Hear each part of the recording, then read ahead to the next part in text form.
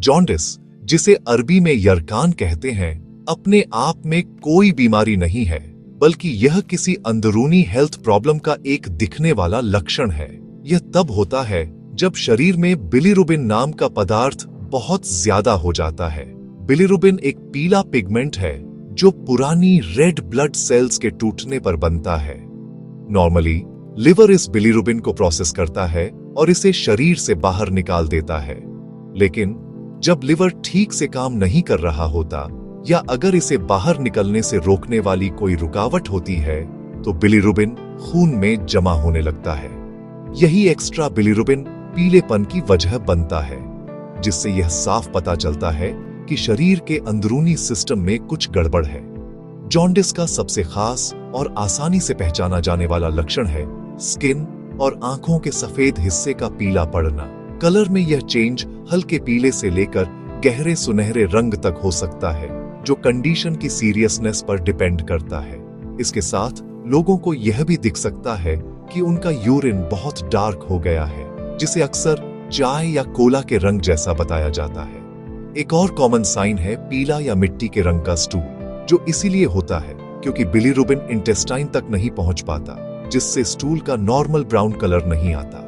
ये लक्षण बिलीरुबिन के जमा होने के डायरेक्ट रिजल्ट हैं और इंपॉर्टेंट वार्निंग का काम करते हैं। दिखने वाले लक्षणों के अलावा जॉन्डिस के साथ और भी कई लक्षण हो सकते हैं जो इंसान की ओवरऑल वेलबीइंग को इफेक्ट करते हैं। जॉन्डिस वाले कई लोगों को बहुत थकान और बीमार होने का जनरल फीलिंग होती है, लगभग फ्लू जैसा।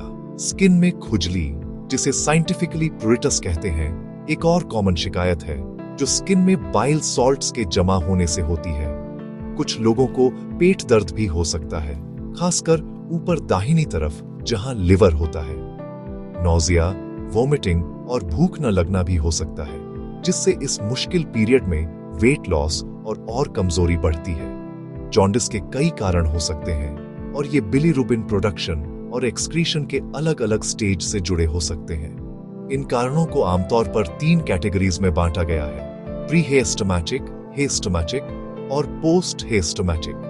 प्री-हेस्टोमैटिक कारणों में ऐसी कंडीशन शामिल है जिनसे रेड ब्लड सेल्स का तेजी से टूटना होता है, जैसे सिकल सेल एनीमिया या मलेरिया, जिससे लिवर की बिलीरुबिन को प्रोसेस करने की एबिलिटी ओवरवेल्म हो जाती है। हेस्टोमैटिक कारण डायरेक्ट लिवर डैमेज या डिसफंक्शन से जुड़े हैं, जिसमें वायरल हेस्टोमेटाइटिस ए, बी या सी, अल्कोहलिक लिवर डिजीज और सिरोसिस शामिल है। दूसरी ओर पोस्ट हेस्टोमैटिक कारण बाइल डक्ट्स में रुकावट के कारण होते हैं, जैसे गॉलस्टोन्स या ट्यूमर, जो बाइल को लिवर से ठीक से निकलने नहीं देते।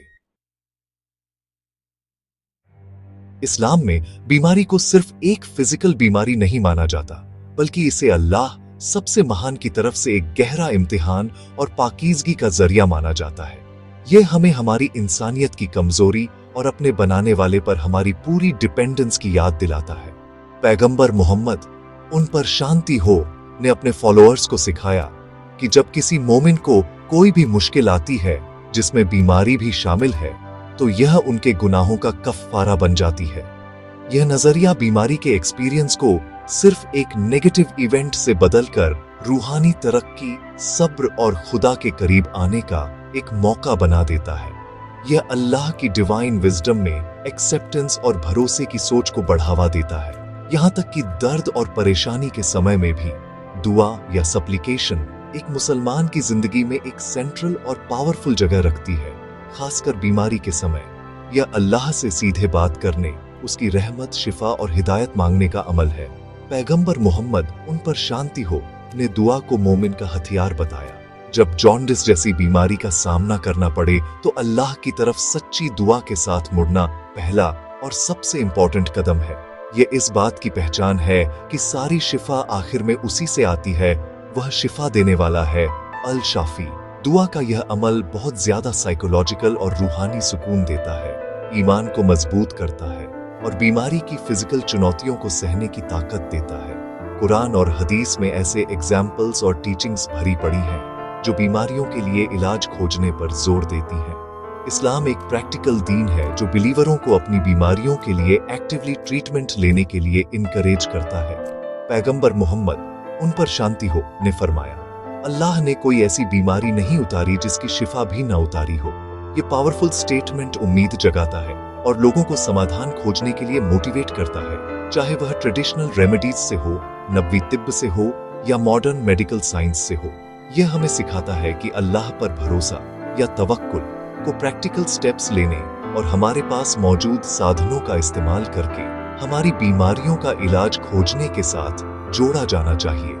इसलिए हेल्थ के लिए इस्लामिक अप्रोच होलिस्टिक है, जो रूहानी तरीकों को फिजिकल एक्शंस के साथ जोड़ती है। इसमें दुआ और सब्र के जरिए रूह को पाक करना शामिल है और साथ ही शरीर की देखभाल करना भी शामिल है, सही ट्रीटमेंट लेकर। यह बैलेंस अप्रोच यह इंश्योर करती है कि बीमारी के दौरान इंसान के रूहानी और फिजिकल दोनों पहलुओं का ध्यान रखा जाए। जॉन्डिस से पीड़ित एक मुसलमान के लिए इसका मतलब है अल्लाह की शिफा देने की ताकत पर ईमान रखना, ठीक होने के लिए दिल से दुआ करना और साथ ही मेडिकल प्रोफेशनल्स से सलाह लेना ताकि कंडीशन के अंदरूनी फिजिकल कारण का इलाज हो सके। ईमान और अमल का यह इंटीग्रेशन किसी भी बीमारी की चुनौतियों का सामना करने के लिए एक कॉम्प्रिहेंसिव फ्रेमवर्क प्रोवाइड करता है। जबकि इस्लाम प्रोफेशनल मेडिकल सलाह लेने को बहुत इनकरेज करता है, वहीं कुछ ट्रेडिशनल और नबवी रेमेडीज भी हैं जिनका इस्तेमाल पीढ़ियों से शरीर की हीलिंग प्रोसेस को सपोर्ट करने के लिए किया जाता रहा है। जॉन्डिस जैसी लिवर से जुड़ी बीमारियों के लिए कुछ नेचुरल फूड्स को फायदेमंद माना जाता है। गन्ने का रस एक पॉपुलर ट्रेडिशनल रेमेडी है क्योंकि इसे लिवर को मजबूत करने और उसके ठीक से काम करने में मदद करने वाला माना जाता है। इसी तरह जौ का पानी या तलबीना एक ऐसा फूड है जिसे पैगंबर मोहम्मद, उन पर शांति हो, ने इसके आरामदायक और पौष्टिक गुणों के लिए रिकमेंड किया था। यह जॉन्डिस के कारण कमजोर और कम भूख वाले व्यक्ति के लिए एनर्जी का एक हल्का और आसानी से पचने वाला स्रोत हो सकता है, जिससे शरीर को आराम मिलता है। जॉन्डिस को इस्लामिक नजरिया से मैनेज करने का एक और इम्पोर्टेंट पहलू डाइट पर कंट्रोल है। फोकस हल्के, सिंपल और आसानी से पचने वाले फूड्स खाने पर होना चाहिए, जो पहले से ही कमजोर लिवर पर एक्स्ट्रा प्रेशर न डाले। इसमें खूब सारे ताजे फल और सब्जियां खाना शामिल है, जो इम्पोर्टेंट विटामिन्स और एंटीऑक्सीडेंट प्रोवाइड करते हैं। उतना ही इम्पोर्टेंट है कि रिच, फैटी और फ्राइड फूड से दूर रहें, क्योंकि इन्हें लिवर को प्रोसेस करना मुश्किल होता है और ये कंडीशन को और खराब कर सकते हैं। यह डाइट अप्रोच सभी चीजों में संयम और अल्लाह की तरफ से एक अमानत के तौर पर शरीर की देखभाल के व्यापक इस्लामिक सिद्धांत के साथ अलाइन करता है। फिजिकल रेमेडीज के अलावा हीलिंग के लिए खास दुआएं इस्लामिक ट्रीटमेंट का एक अहम हिस्सा है।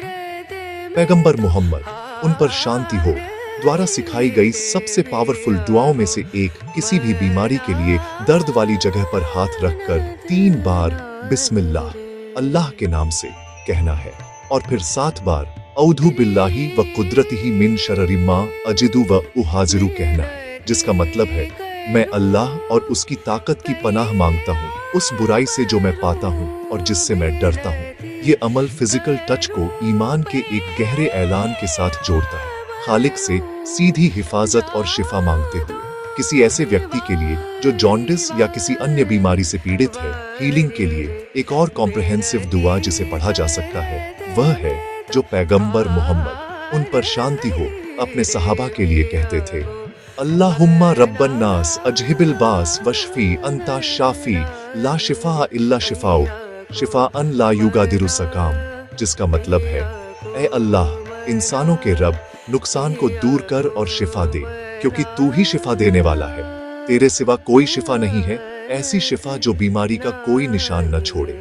इस दुआ को फेथदारी और यकीन के साथ पढ़ना बीमार व्यक्ति को अल्लाह की देखभाल में सौंपने का एक खूबसूरत तरीका है, बीमारी से पूरी और लास्टिंग रिकवरी मांगते हुए।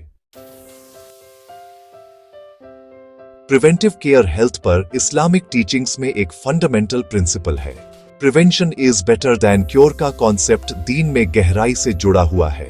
जॉन्डिस जैसी कंडीशन के लिए जो अक्सर लिवर हेल्थ से जुड़ी होती है, प्रिवेंशन में एक ऐसा लाइफस्टाइल अपनाना शामिल है जो इस वाइटल ऑर्गन को प्रोटेक्ट करता है। इसमें बेमिसाल हाइजीन बनाए रखना शामिल है, क्योंकि कुछ तरह के हेस्टमाइटिस जो जॉन्डिस का कारण बनते हैं, कंटामिनेटेड फूड और वाटर से फैलते हैं, खाने से पहले हाथों को अच्छी तरह धोना और यह इंश्योर करना कि खाना साफ सुथरा तैयार किया गया है सिंपल लेकिन बहुत इंपॉर्टेंट प्रैक्टिसेस हैं। इस्लाम सफाई या तहारत पर बहुत जोर देता है, इसे ईमान का आधा हिस्सा मानता है जो सीधे तौर पर कई बीमारियों को रोकने में मदद करता है। जबकि ट्रेडिशनल रेमेडीज और दुआएं बहुत इंपॉर्टेंट हैं, इस्लाम जहां एक्सपर्टाइज है वहां उसे लेने का भी हुक्म देता है। जॉन्डिस के कॉन्टेक्स्ट में इसका मतलब है कि एक क्वालिफाइड डॉक्टर से सलाह लेना सिर्फ एक ऑप्शन नहीं बल्कि एक जरूरत है। एक मेडिकल प्रोफेशनल ब्लड टेस्ट और इमेजिंग के जरिए जॉन्डिस के अंदरूनी कारण, चाहे वह हेस्टोमेटाइटिस हो, गॉलस्टोन्स हो या कोई और सीरियस कंडीशन हो, का सही डायग्नोसिस कर सकता है। ये सही डायग्नोसिस सही और इफेक्टिव ट्रीटमेंट के लिए क्रिटिकल है। प्रोफेशनल मेडिकल सलाह को इग्नोर करना या सही डायग्नोसिस के बिना सिर्फ घरेलू नुस्खों पर निर्भर रहना खतरनाक हो सकता है और यह जिंदगी और हेल्थ को बचाने के लिए सभी उपलब्ध साधनों को अपनाने के इस्लामिक सिद्धांत के खिलाफ है। Islamic approach faith based healing और मॉडर्न मेडिसिन के बीच एक हार्मोनियस रिलेशनशिप को इनकरेज करता है। अल्लाह से शिफा के लिए दुआ करने और डॉक्टर द्वारा बताई गई दवा लेने के बीच कोई कॉन्फ्लिक्ट नहीं है। दरअसल ये एक ही सिक्के के दो पहलू हैं। मोमिन समझता है कि डॉक्टर, दवा और ट्रीटमेंट के पीछे का नॉलेज सब अल्लाह द्वारा प्रोवाइड किए गए साधन हैं। अल्लाह पर सच्चा भरोसा या तवक्कुल पहले अपने ऊंट को बांधना है, प्रैक्टिकल स्टेप्स लेना और फिर अल्लाह पर भरोसा करना है। इसलिए एक मुसलमान को मेडिकल साइंस को अल्लाह की नेमत के तौर पर अपनाना चाहिए और इसे अपनी रूहानी प्रैक्टिसेस के साथ इंटीग्रेट करना चाहिए ताकि रिकवरी का एक होलिस्टिक रास्ता मिल सके। आखिर में हीलिंग के पूरे सफर में एक पॉजिटिव आउटलुक और अटूट उम्मीद या रजा बनाए रखना बहुत जरूरी है। इस्लाम में मायूसी की मनाही है और बिलीवरों को हमेशा अल्लाह की रहमत में उम्मीद रखने की तालीम दी जाती है। जॉन्डिस हालांकि एक सीरियस साइन है, अक्सर एक टेम्पररी और ट्रीटेबल कंडीशन होती है। सच्ची दुआ, एक healthy lifestyle, traditional supportive remedies और मॉडर्न मेडिसिन की एक्सपर्टाइज को मिलाकर कोई भी इस चुनौती का सामना ताकत और कॉन्फिडेंस के साथ कर सकता है। अल्लाह के प्लान पर भरोसा करना, मुश्किल के दौरान सब्र करना और बेहतरीन पॉसिबल केयर के लिए एक्टिवली कोशिश करना न सिर्फ फिजिकल हीलिंग के लिए बल्कि गहरे रूहानी इनरिचमेंट और हेल्थ की नेमत के लिए नए सिरे से शुक्रगुजारी के लिए एक पावरफुल फॉर्मूला तैयार करता है।